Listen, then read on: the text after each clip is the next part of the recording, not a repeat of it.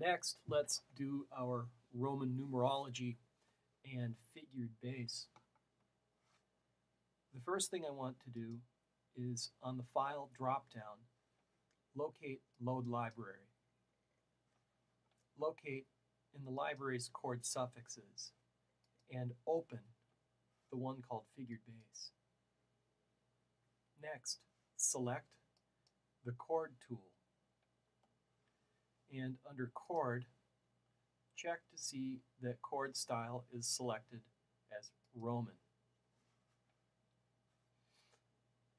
You'll get an arrow and you can point to a chord and double click the score and you'll get what's called the chord definition dialog box. And here what I can do is I can choose the root of the chord and I can set it to scale tone 5. If it's a chromatic chord, you can adjust the alternate bass. Well, anyhow, we want it to be a 5/13 chord.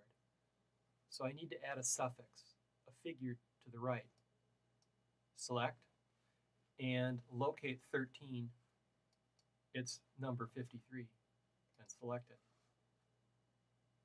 And OK. And voila, there is my Roman numeral. You can use these arrows to position them wherever you would like in the score. We can do the same for the next chord. Sometimes it's a little fussy. The next one is scale tone 1, so I hit OK. Here we have a 5/9 chord.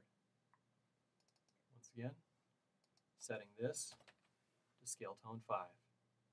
Then the prefix of 9 is number 47.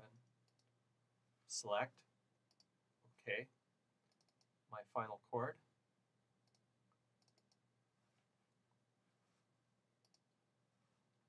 You'll notice that it didn't put it as a lowercase Roman numeral, but when we back up a few steps, when we change the key signature, changing it to C minor is really important because that's how Finale recognizes these Roman numerals. Let's put our key designators in and add some figured bass. This is F. This is C. And we can move these so that they look as if they're in alignment.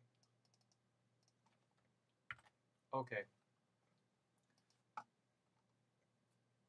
To do figured bass, we use the same tool. Here's your chord tool definition box. However, when we're doing figured bass, we don't want to show the root, we just want to show a stack of numbers. And so I take root away, and then I go directly to suffix.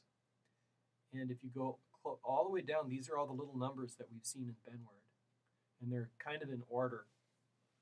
You'll notice that you have all of the different accidentals too, and some other things.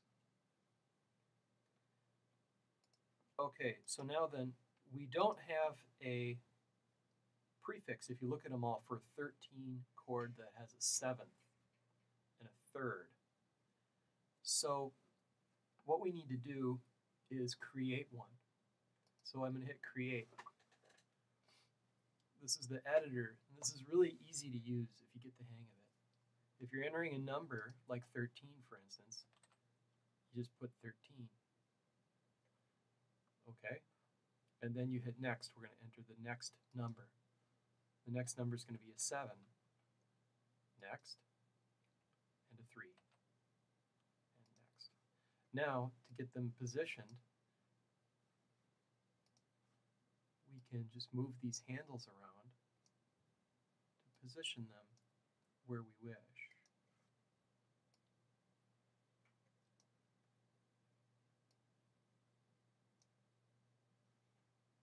Just by going through and selecting next and previous, you can get your numbers to be a nice stack.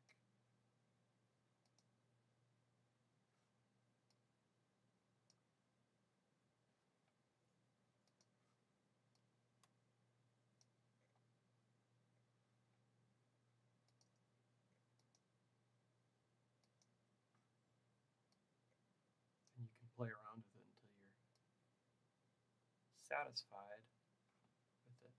Okay. Now I have my brand new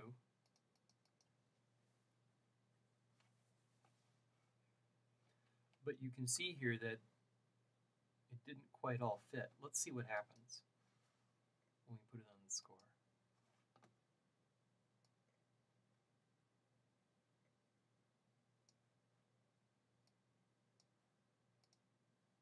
That doesn't look terrible. It's not perfect, I wouldn't say. Okay, going to the next one, you really have to be careful because there are some of them that happen. It's when we get to the 11th and the 13th chords where we have fewer of them. However, if I go down here, you'll see the 9 with the natural that we're looking for